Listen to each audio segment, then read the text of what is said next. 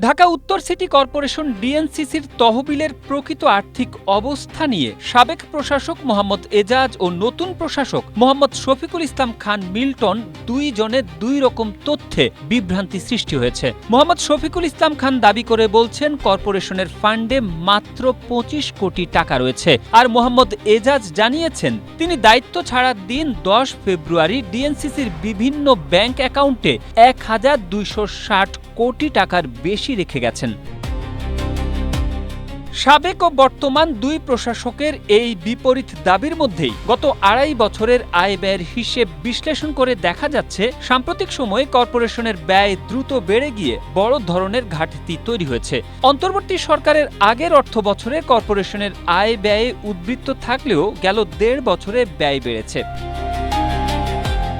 ডিএনসিসির হিসাব বিভাগের নিজস্ব তহবিলের ক্যাশ বুকের স্থিতি বিবরণীর খসড়া নথিতে দেখা যায় গেল ১০ ফেব্রুয়ারি পর্যন্ত কর্পোরেশনের মোট স্থিতি ছিল ৪২৫ কোটি ১৫ লাখ টাকা এবং বিভিন্ন তহবিলে এফডিআর ছিল ৮২৫ কোটি টাকা। এই দুই হিসেব মিলিয়ে মোট অর্থ দাঁড়ায় প্রায় ১,২৬০ কোটি টাকা, যা সাবেক প্রশাসক মোহাম্মদ এজাজের দেওয়া তথ্যের সঙ্গে মিলে যায়।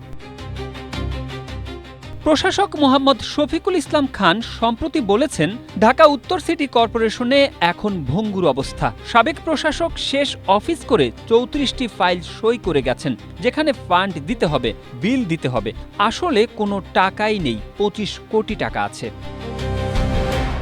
ডিএনসিসির তহবিল নিয়ে সাবেক প্রশাসকের দেওয়া বক্তব্য ঘিরে বিভ্রান্তি সৃষ্টি হয়, তবে সেই বিভ্রান্তি দূর করতে প্রশাসক মোহাম্মদ শফিকুল ইসলাম খান ব্যাখ্যা দিয়েছেন। তিনি জানান দায়িত্ব হস্তান্তরের দিন কর্পোরেশনের ২৬টি ব্যাংক হিসেব মিলিয়ে ১,২৬০ কোটি টাকা থাকার যে দাবি করা হয়েছে তা বাস্তবে নগদ ব্যবহারযোগ্য তহবিলের প্রতিফলন নয়। প্রশাসক অভিযোগ করেন সাবেক প্রশাসক বিভিন্ন নির্দিষ্ট তহবিলের অর্থ ও এফডিআর এর টাকা একত্র করে ১,২৬০ কোটি টাকার হিসাব প্রচার করেছেন, যা বিভ্রান্তিকর। তিনি আরও জানান দায়িত্ব ছাড়ার আগে সাবেক প্রশাসক ৩৬টি ঠিকাদারি বিল অনুমোদন করে গেছেন, যার মাধ্যমে প্রায় ৪২ কোটি টাকা পরিশোধের দাবি উঠেছে। এসব নথি বর্তমানে যাচাই করা হচ্ছে।